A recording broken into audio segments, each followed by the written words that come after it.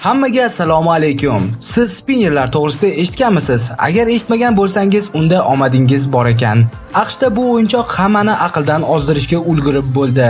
Endilikda esa bu virus o'yinchoq yaqin oralarda bizga ham yetib kelishni boshladi. Bu matohga qaram bo'lib qolmaslik uchun diqqatlik bilan bu videoni tomosha qiling va biz sizga spinnerlar haqidagi faktlarni aytib beramiz. Demak, siz bilan UzFakt. Qani bo'lmasam, boshladik. Sanoqli oylar ichida dunyo bo'ylab mashhurlikka erishgan spinnerlar 2 yoki 3 ta parrakli bo'lib, plastik, temir yoki keramik materiallardan yasalgan bo'ladi. Spinnerning aylanishi uchun uning o'rtasida podshipnik o'rnatilgan. Aynan shu podshipnik barmoqlar bilan ushlab olinadi va o'yinchoqning parraklari aylantiriladi. Parrakning aylanish vaqti unga berilgan kuch hamda spinnerning shakli va materiallariga bog'liq. Ishlanishi sodda va foydasiz ko'ringanligiga qaramay, spinnerlar insonning mayda motorikasini va barmoqlarini sezuvchanligini oshiradi. Shuningdek, qo'lning turli xil jarohatlardan keyin tiklash uchun foydali hisoblanadi. Bundan tashqari, o'yinchoq asab tarangliligini va ruhiy zo'riqishni bartaraf qilishga yordam beradi. Spinnerlarni 1993-yilda Floridada yashovchi Katrin Heitinger ismli ayol o'ylab topgan ekan. Katrin patologik charchoq mushaklar sindromiga chalingan edi.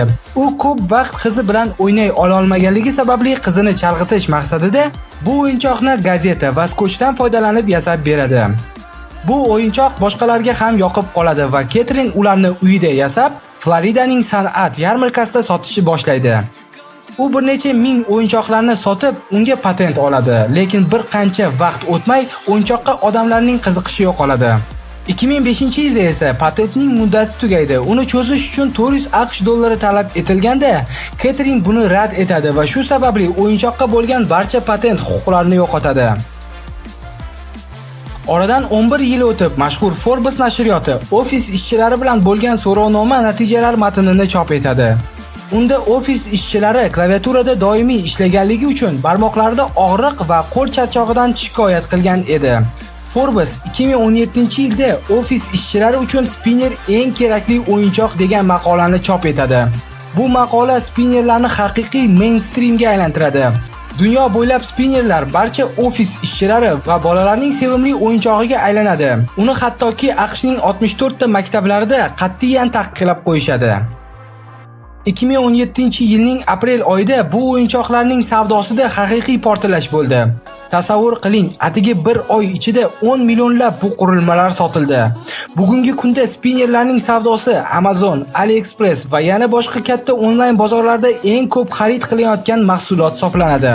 Buning natijasida biz shuni ko'rishimiz mumkinki, YouTube olamida barcha blogerlar bu o'yinchoqlarda turli xil truklarni yoki ularning xilma-xilligini ko'rsatishyapti. Narxlarga kelsak, spinnerlarning narxi bugungi kunda bir necha dollarni tashkil etadi. Bu ularning shakli, qanday materiallardan ishlanganligi va sifatiga bog'liq. Hozirda men eng qimmat ko'rgan spinnerning nomi Hand Spinner Giro bo'lib, uning narxi 430 dollarni tashkil etadi. U butunlay kumushdan yasalgan ekan. Spinnerlarning katta mashhurligi hattoki mobil qurilmalarga ham o'tdi. Endilikda telefon yoki planshetlarning ekranda ham biz spinnerlarni aylantirishimiz mumkin.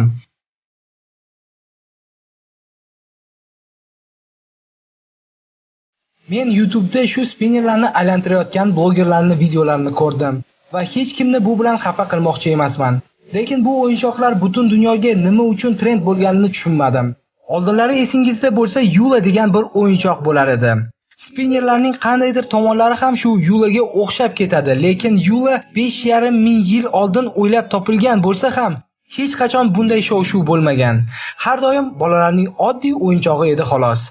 Nima uchun bu oddiy zerikarli matohni aylantirib o'tirgan blogerlarni millionlab odamlar ko'rayotganini men umuman tushunmadim. Do'stlar, siz bu haqida nima deb o'ylaysiz? O'z fikr yoki mulohazalaringizni kommentariyalarda yozib qoldiring. Mana shu nuqtada biz videomizni tamomlaymiz. Agar rolikdan siz qandaydir kerakli ma'lumotlar olgan bo'lsangiz yoki video sizga prosta yoqqan bo'lsa, iltimos like tugmasini bosishni unutmang. Kanalimizga obuna bo'ling va do'stlaringiz bilan roligimizni bo'lishing. Bu esa UzFakt edi. Kelasi videoda ko'rishguncha, xayr.